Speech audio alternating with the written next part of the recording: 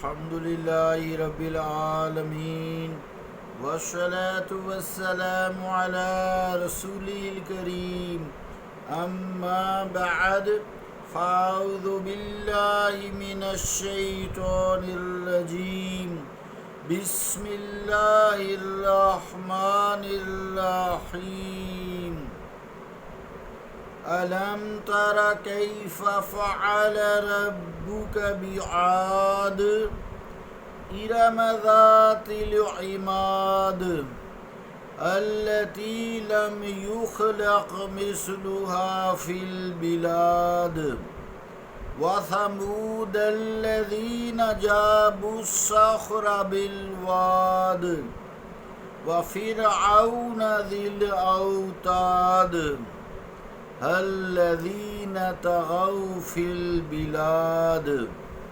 فأكثروا فيها الفساد فصب عليهم ربك صوت عذاب إن ربك لبالمرصاد صدق اللہ العظیم۔ واجب الاحترام سامعین، السلام علیکم ورحمۃ اللہ وبرکاتہ۔ سورہ الفجر کی 6 سے لے کے 14 نمبر آیات تک تلاوت کرنے کی سعادت حاصل کی ہے۔ ان آیات کا ترجمہ سماعت فرمائیں۔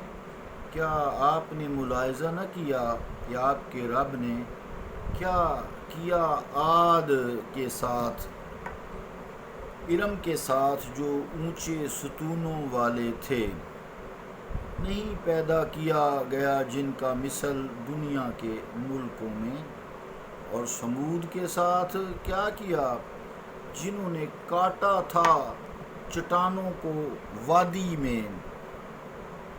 اور کیا کیا فرعون کے ساتھ جو میخوں والا تھا، جنہوں نے سرکشی کی تھی اپنے اپنے ملکوں میں، پھر ان میں بکثرت فساد برپا کر دیا تھا۔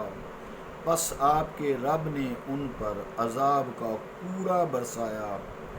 بے شک آپ کا رب سرکشوں اور مفسدوں کی طاق میں ہے۔ اللہ کا قول سچا ہے جو بڑی ہی عظمت والا ہے۔ عزیزان گرامی قدر، السلام علیکم ورحمۃ اللہ وبرکاتہ۔ ان آیات کی تھوڑی سی تشریح۔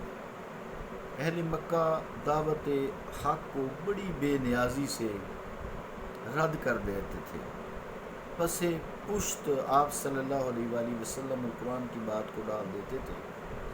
چند قوموں کی داستان ان آیات میں انہیں بطور عبرت سنائی جا رہی ہے، جو شان و شوکت قوت میں اپنے اپنے زمانہ میں اپنا جواب نہیں رکھتی تھیں، لیکن اخلاقی بیماریاں ان کو دیمک کی طرح کھا گئیں، گھن کی طرح کھا گئیں۔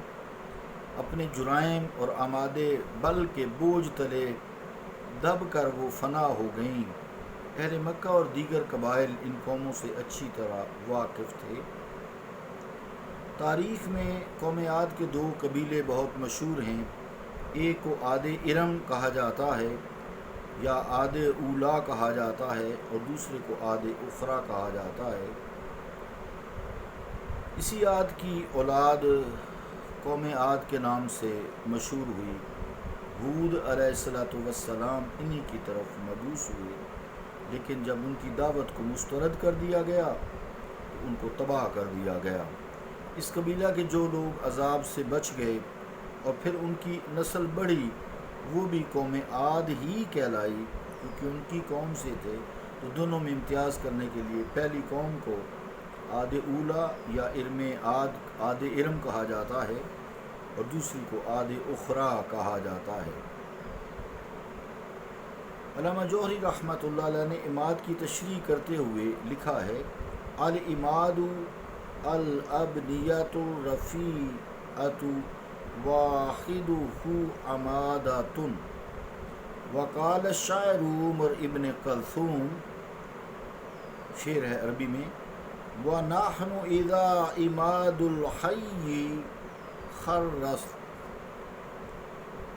وَنَحْنُ إِذَا عِمَادُ الْحَيِّ خرت علی خفاد تمنع من یلینا وفلان طویل الاماد اذا کان منزلہ مولم لزائری الساحہ۔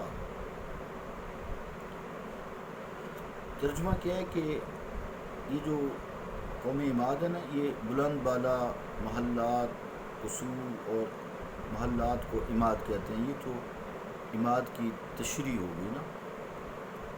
اور جو عمر بن کلثوم کا شاعر ہے، یہ اس کا شعر ہے، اس کا ترجمہ ہے کہ ہم جب کسی قوم کا کسر عزت،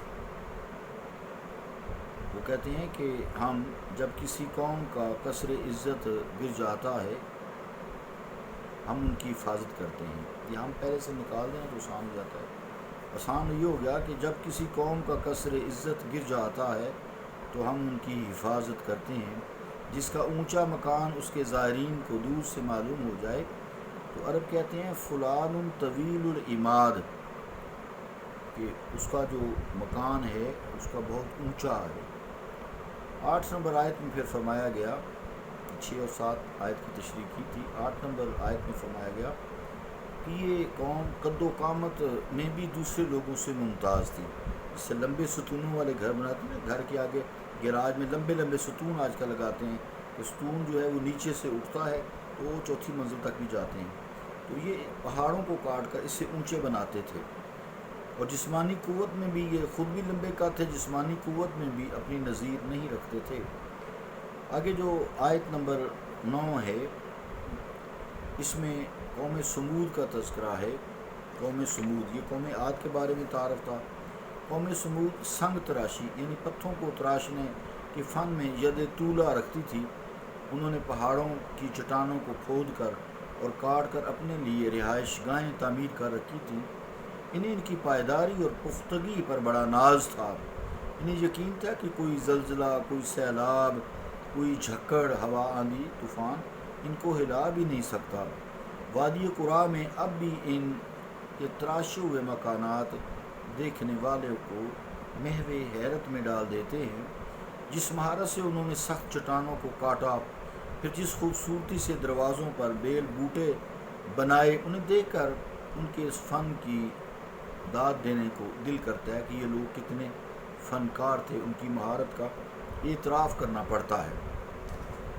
قوم عاد اور قوم سمود، یہ 2 قومیں جزیرہ عرب کی رہنے والی تھیں۔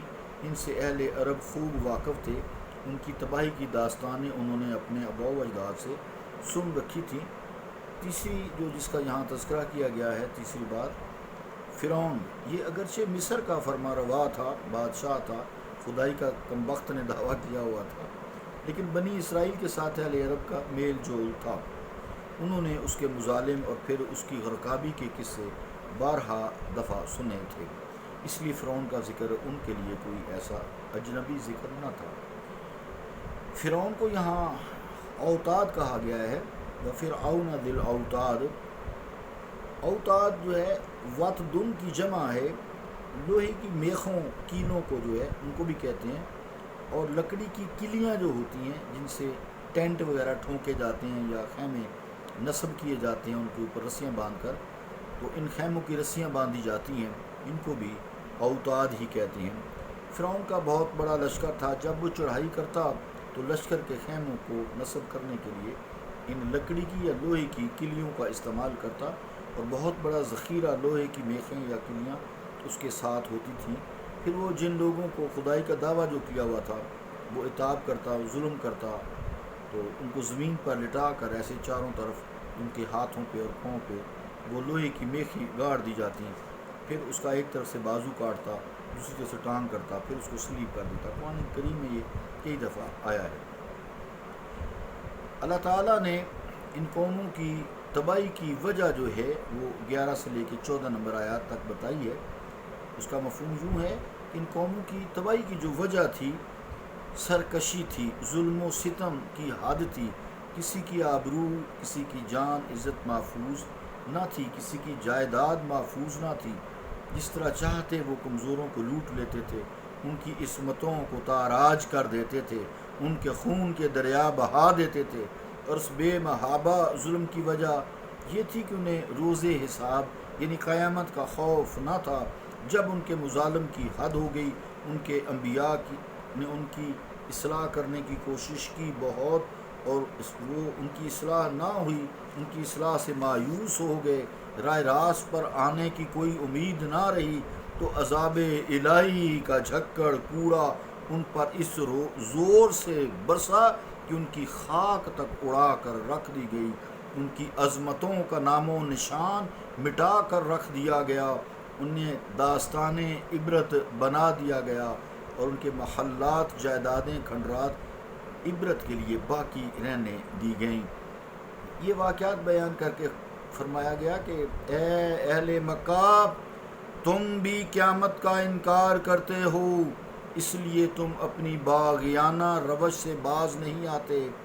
ان گزری ہوئی قوموں کی تباہی میں تمہارے لیے بھی بے شمار عبرت کی نشانیاں ہیں، صدہا تمہارے لیے بھی عبرت کا سامان ہے۔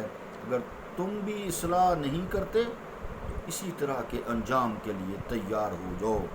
صلی اللہ تعالیٰ علی رسول خیر خلقہ محمد وعلی آلہ واصحابہ اجمعین برحمتک یا ارحم الراحمین۔